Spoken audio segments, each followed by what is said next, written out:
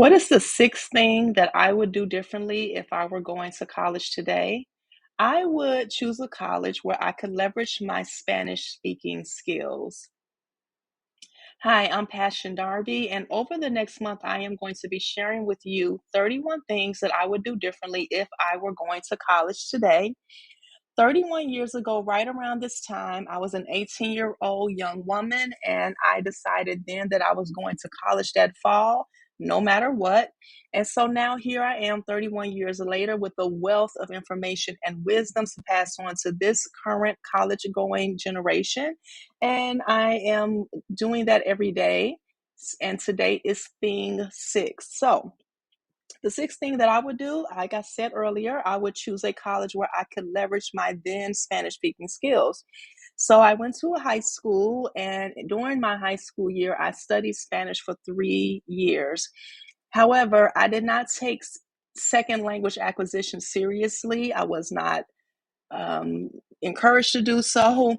I didn't understand the marketability of doing so and how beneficial it could be to me one day. So I didn't really take it seriously. So when I selected my college, which was then Philander Smith College, now Philander Smith University in Little Rock, Arkansas, I did not even check to see if they offer Spanish. So when I did arrive at campus and I had to take 2 years of Spanish, I only took that because it was a requirement. So I took the first year of Spanish there, and then I took a second year at my second institution that I transferred to, Alabama State University in Montgomery, Alabama. So I regret that because I feel like knowing a second language and being able to speak a second language or even a third or fourth language fluently is very beneficial. And especially me now being a person who has traveled to 6 continents, I know the importance of knowing a second language. I also know that most Americans do not know a second language, and that while English is the language of business globally, it really does make us as Americans look poorly that we do not take learning a second language as seriously as other citizens around the world. The people I've met around the world, particularly in African countries, they don't only speak 2 languages. Some of them speak 3, 4, 5, or maybe even 7 different languages. So had I known that 31 years ago, I would have done things differently. I would have taken my Spanish and I would have leveraged it and advanced it, and I would have made sure that I was completely fluent by the time I graduated. So, had I done that differently, or why I would have done that differently, is because by now I would already be bilingual. Right now, I only know English well, and I honestly have forgotten much of what I learned about Spanish speaking. Also, one of I could have done this in my undergrad time and used one of my undergraduate years to study abroad in a Spanish speaking country. And that would have just given me a more immersive experience, and it would have made me a much better and much more fluent Spanish speaking person much more quickly as well. Also, I would have done it differently because I could have used those bilingual speaking skills to make me more marketable in the workforce over the last 31 years.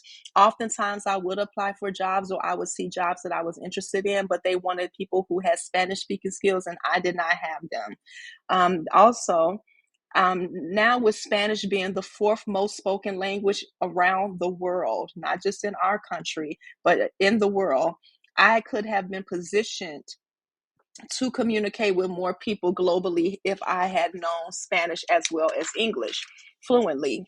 So, 5 ways that you can learn from my college experience, or my not taking my second language acquisition goals seriously, or not even, I didn't even make goals, to be honest with you, but how you can do that differently. I have 5 ways to share with you to help guide you.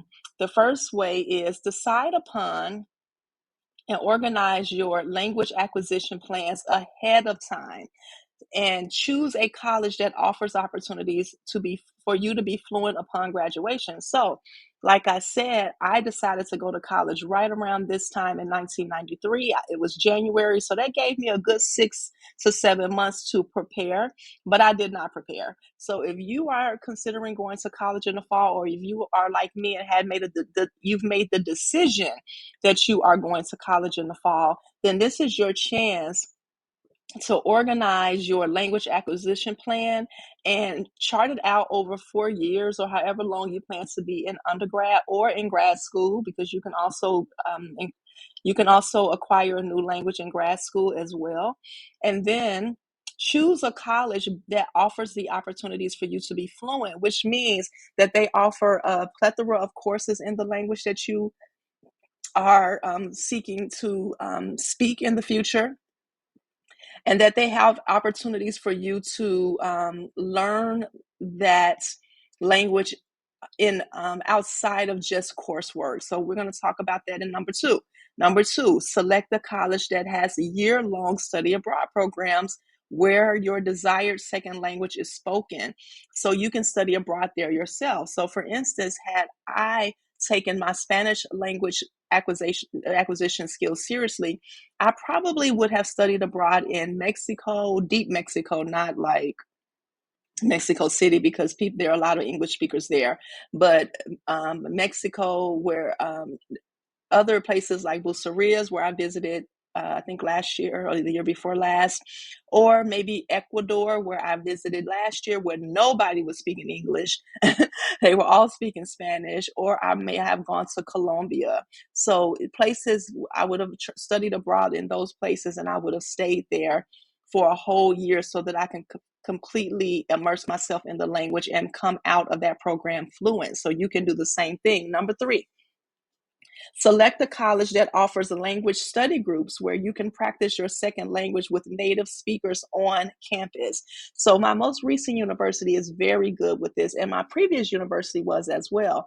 Every Thursday night, they would have foreign language dinners where native speakers from different languages in Asia or in Africa or in Europe um, or Latin America would come together, and they would have dinner together as student groups. And then the people who were trying to learn those languages would actually sit with those particular speakers, native speakers, and then they were required to only talk in that language. So that forced them to learn the language while still being in the United States before they went on to study abroad. But it gave them an opportunity to practice the language throughout the academic year. Number four, select a college that allows you to double major or minor or certify in the second language. That way, your language skills can be categorized easily on your resume. So, of course, you can major, you can double major in any language. I had a student who she was majoring in political science, but she doubled majored in Arabic studies, which really benefited her because now she just finished a Fulbright as well as a Boren Fellowship in Oman. And then she did her Fulbright in Turkey and her Boren in Oman, I believe. And so now she's in high demand because she is a fluent Arabic speaker. And she is actually a young woman from Nigeria. She's really brilliant and she wants to be in foreign service. So you see, that really benefited her. And then also my former graduate program, they offer a certification in Arabic studies, a certification in Turkish language studies. And so you can explore all of those different options, because by doing so, when you write your resume, you can just write on your resume that was your minor or that was your double major, or you have a certification in that language. And then finally, number five, you can select a college that offers courses that discusses the culture of the country where the native language that you are desiring to learn is spoken. So this adds to your overall understanding of the culture, and it helps you to connect with the actual language. So if you want to learn, let's say, German, for instance, try to select a school that offers courses that, for instance, in the history of Germany, or German studies, or German culture studies, or um, museums of Germany or something like that. My most recent university is very, very, very good and creative about offering different types of classes about different parts of the world. So go into the catalog, which I think they are all online now. Go into the school, your university or your college's catalog, and see what courses they offer that are relevant to the country where your or countries where your native language is spoken, and see what they have to offer, and try to talk to an advisor before you arrive about how you can integrate some of those courses, those cultural courses, into your overall curriculum. So, that is my advice for you to avoid doing thing six that I would do differently if I were going to college today. Comment below if you have a language in mind that you would like to study while you are in college. And also, tune in tomorrow for thing number 7. I would have completed a whole week of this series, which is a big accomplishment for me. So I'm looking forward to uploading thing 7. And please subscribe if you want to continue through this series. And also, go to college. Thank you for listening. Bye.